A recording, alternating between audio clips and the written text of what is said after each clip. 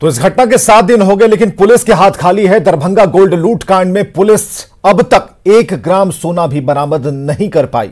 और यही नहीं, पुलिस सीसीटीवी में दिख रहे एक भी अपराधी को अब तक पकड़ नहीं पाई है।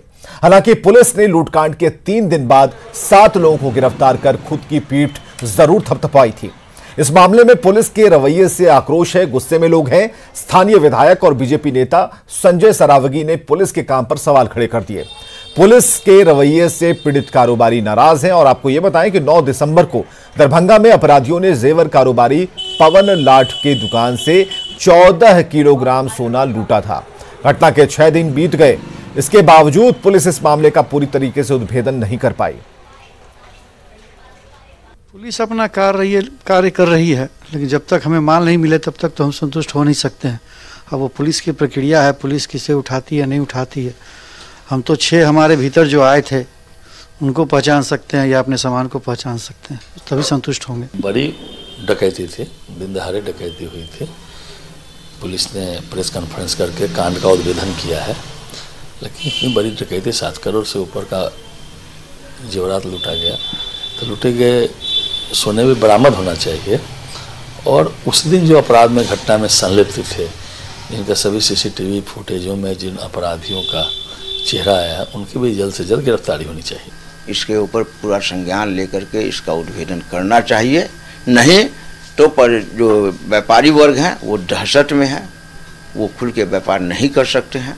इससे सरकार को भी नुकसान है और आम लोगों को तो है ही है। जनता लोग रात में चैन से सो नहीं पाते हैं। और दरभंगा सोना लूटकांड के आरोपी मनीष सहनी की गिरफ्तारी को लेकर दरभंगा पुलिस और एटीएस की टीम हाजीपुर में कैंप कर रही है। टीम ने कई इलाकों में छापेमारी की, लेकिन मनीष सहनी हत्थे नहीं चढ़ा। आपको यह बताएं कि मनीष सहनी पहले भी जेल जा चुका है। दरभंगा में हुए चर्चित सोना लूटकांड का कनेक्शन हाजीपुर से भी जुड़ा है। माना जा रहा है कि हाजीपुर का कुख्यात मनीष सहनी भी इस सोना लूटकांड में शामिल था।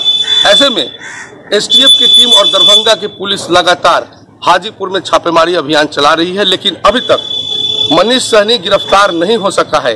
मनीष सहनी नगर थाना क्षेत्र के नखास चौक का रहने वाला है। आपको बताते चले कि मनीष सहनी की गिरफ्तारी के लिए यहां एसटीएफ और दरभंगा की पुलिस लगातार कैंप कर रही है और उसकी गिरफ्तारी के लिए जगह जगह छापेमारी की जा रही है। इस तरह से पुलिस के द्वारा कुख्यात मनीष सहनी की तलाश में कई अन्य अपराधियों को भी हिरासत में लेकर पूछताछ की है, लेकिन अभी तक जो मनीष सहनी है अभी तक पुलिस के गिरफ्त में नहीं आया है। ऐसे में पुलिस उसकी गिरफ्तारी के लिए अभी भी लगातार दबिश बनाई हुई है और चिन्हित इलाकों में छापेमारी चल रही है। राजीव मोहन, न्यूज़ 18 हाजीपुर। और संतोष लाट साहब हमारे साथ, सोना कारोबारी हैं, उनसे जरा बात करते हैं। पुलिस ने अब तक क्या किया है लाट साहब, और हमें जरा यह भी बताइए कि जो जानकारियां शुरुआती दौर में आपने दी कि किस तरीके से लुटेरे आए, चलते बने और पेट्रोलिंग होती नहीं, सारी चीजें, सारी कवायद होने के बाद बीच में कुछ गिरफ्तारियां भी हो गई, लेकिन अभी तक जो मुख्य आरोपी है उसके बारे में कोई सूचना पुलिस की तरफ आपको दी जा रही है? देखिए, पुलिस की तरफ से तो हम लोगों को संपर्क में लिया जाता है और बताया जाता है कि आज ये हुआ, आज ये हुआ।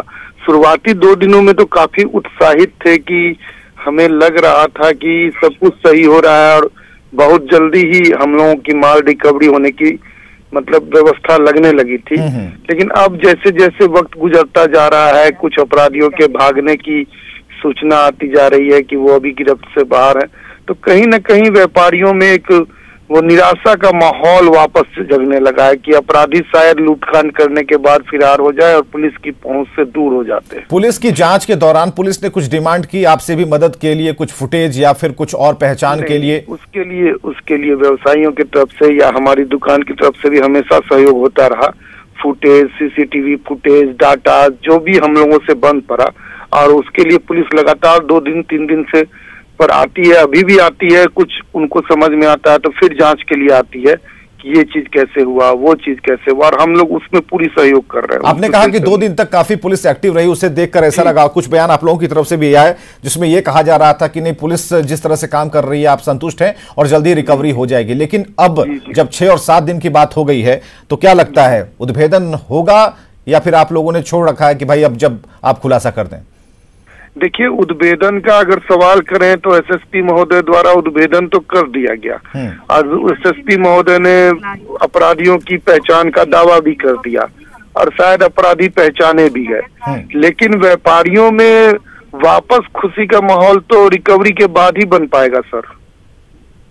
चलिए संतोष जी, बहुत बहुत शुक्रिया हमसे बातचीत के लिए।